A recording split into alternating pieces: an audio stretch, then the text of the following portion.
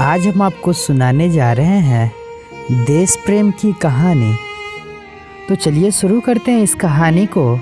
एक समय की बात है, देश की सीमा के किनारे बसे एक गांव पर कुछ आतंकवादियों ने कब्जा कर लिया था और वहां लूटपाट मचा दी थी। सैनिकों को सूचना मिली तो वह तुरंत ही उनसे निपटने के लिए चल पड़े। बरसात का मौसम था, घनघोर वर्षा हो रही थी।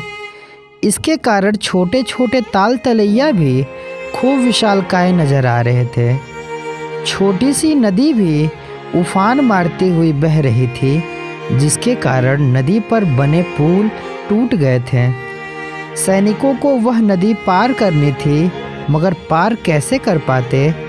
सैनिकों ने कई बार सोचा, कई प्रकार की युक्तियां अपनाई, किंतु वह पार होने में असमर्थ रहे। सैनिकों ने देखा कि पास में एक झोपड़ी है, उससे सहायता मांगी जाए। सैनिक उस झोपड़ी में गए। उस झोपड़ी में एक महिला थी जो दिन भर कार्य करती थी और अपनी झोपड़ी में रहती थी। सैनिकों ने जब बात बताई कि आतंकवादी गांव पर कब्जा कर चुके हैं और हमें फौरन वहां पहुंचना है, इसके लिए यह नदी पार करने के लिए कुछ लकड़ियों की हमें आवश्यकता होगी, जिसके कारण हम नदी को पार कर पाएंगे। महिला ने पहले कुछ सोचा, फिर कहा, मेरी झोपड़ी मैं दोबारा बना लूँगी। आपको जितनी लकड़ी की आवश्यकता है मेरी झोपड़ी से निकाल लीजिए।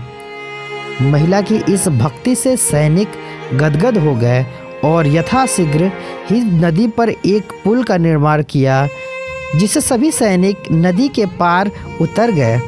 महिला ने इस देशभक्ति की सराहना जितनी करे उतनी ही कम है। सैनिक जल्दी ही उस गांव पर पहुंच गए जहां आतंकवादियों ने कब्जा किया था। सैनिकों ने काफ़ी देर की मशक्क़त के बाद आतंकवादियों को मार गिराया और कुछ भाग गए, जिससे अपने देश में आए हुए संकट को उन्होंने बहादुरी से टाल दिया और दुश्मनों को सबक सिखाया।